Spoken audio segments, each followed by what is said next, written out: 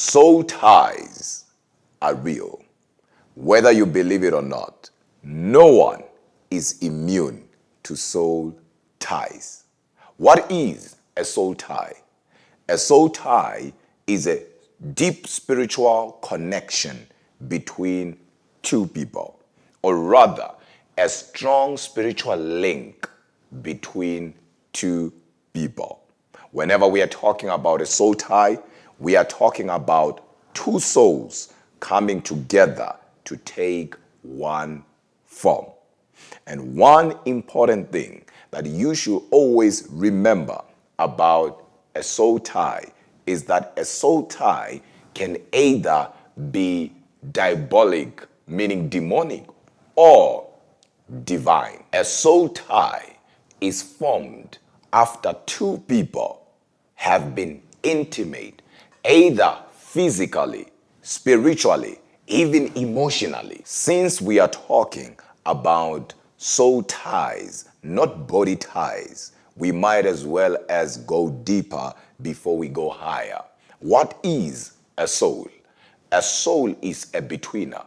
A soul is a bridge between your spirit and your body. Your soul came into existence after your body and your spirit came into being. And one of the most important things that you should know and understand about your soul is that your soul is divided into three. Your soul has in it a mind, has in it a will, has in it emotions. With your mind, you think. With your will, you choose. With your emotions, you act. Meaning, if you are tied to somebody, one way or the other, it will come back into affecting how you think. It will affect how you choose. It will also affect how you act. Having a soul tie does not mean one is possessed, because there is a huge difference between being possessed, being attacked, and having a spirit attached. So when one has a soul tie, one has a spirit or spirits attached to them. Soul ties can affect your life. They can have an impact that is good or bad. No wonder why most of you, or rather some of you, you were doing well in life. Things were moving. As a matter of fact, your life was making sense. But all of a sudden, as soon as you opened up, rather, as soon as you entered in a relationship with somebody, your life all of a sudden stopped making sense. It's because soul ties can affect your life. You can end up producing results that you never intended to produce, results that you don't want to produce. You can be in one place for 15 years just because of a soul tie. And some of you who are listening to me right now, you know that after you met a certain group of people, or rather a certain person, you have been everywhere since you met that person, but no way. Like a headless chicken, your life does not have direction. What now stops you is what stopped them. What's defeating you is what defeated them. You have inherited giants that they've been dealing with for the rest of their lives. You do not know where they inherited the giants, but now their giants are your giants. And if you do not break free from this, it will affect not only you, but it will also affect those that will come after you. I'm talking about your children. Scripture says in the book of 1 Corinthians chapter 6, and you read verses 16, he who lays with a harlot is one with the harlot. He who sleeps or lays with a prostitute is one in body. Another version is one in spirit, is one in soul with the prostitute. So it can happen that one ends up in a soul tie, but a diabolic one. Jonathan and David were one in soul, were one in spirit, to an extent that Jonathan chose David over his father. Here we see a soul tie that was divine, that was good. But here's what I want you to pay attention to. This tells us that a soul tie is not always between a woman and a man, but also it can be between a woman and a woman, a man and a man. And a soul tie can also be diabolic, like I said, can also be demonic. And you need to always remember that it is possible for you to have more than one soul tie. You know you have a soul tie with somebody when your thoughts are consumed by them. You have not been talking to this person for the past 6 months, for the past 9 months, for the past 16 months, but all of a sudden you see a text from them. It is as if your mind will stop functioning. Your mind will stop working. You just think about this person and you will do what they want you to do. I've seen people living relationships that are promising for a toxic person that they know that the person is toxic. Why will somebody do such a thing?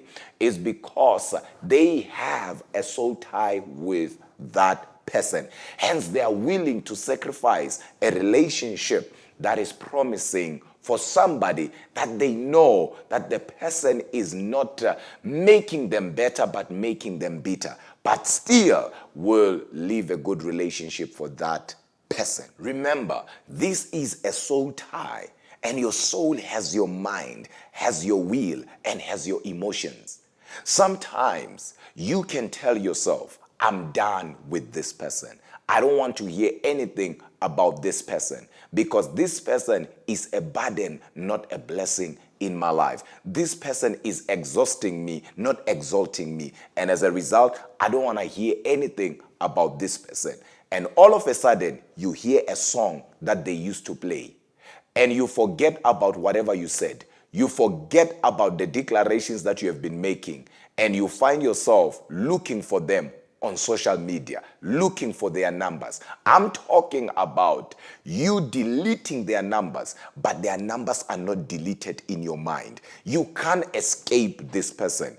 You know they mean no good. You know you have a weak spot for them, but they have a wicked spot for you. But you keep going back to them. You have a soul tie with that person. Your relationship, your covenant with them has crossed the line of the natural. It is spiritual.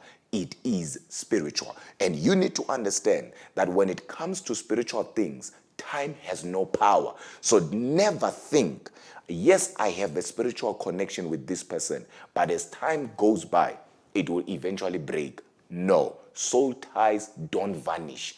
Until you break them, nothing can break them. Even time cannot break them. Some of you, the soul ties that have kept your life in one place are soul ties that were never supposed to happen from the first place. Because it's not always the case of you sleeping with somebody and as a result, you form a soul tie. No, you can form a soul tie by the reason of entering into vows. Emotionally, you can enter into a soul tie with somebody. Things like, I will never leave you. Things like, I will die for you. Some of you have vowed vows, have said things that you are never supposed to say. And as a result, those words have taken shape and they're haunting you. No wonder why you will forget about a person, whether this person is a friend or is an ex, and all of a sudden you hear a cologne that they used to use. And at that moment, your thoughts will be consumed by them. Another sign that shows that you have a soul tie with somebody is when you dream about them a lot. You know this person is no longer part of your life. You know you don't want to hear anything about this individual. You know that they messed your life up. And as a result, you don't want to hear anything. You have no business with this person or these people. But you keep seeing them in your dreams. And most of your dreams with them are not good at all. God here is showing you that there is a link that is strong between you and this person. And until you break it, it will never stop. Some of you, like I said, you have inherited spirits that you were never supposed to inherit from the first place because of a soul tie. That's why we have a lot of people who don't know what is the source of their problems. But if one was to sit them down and help them take a deeper rethink, they will realize and they'll be able to pick up where it all went wrong.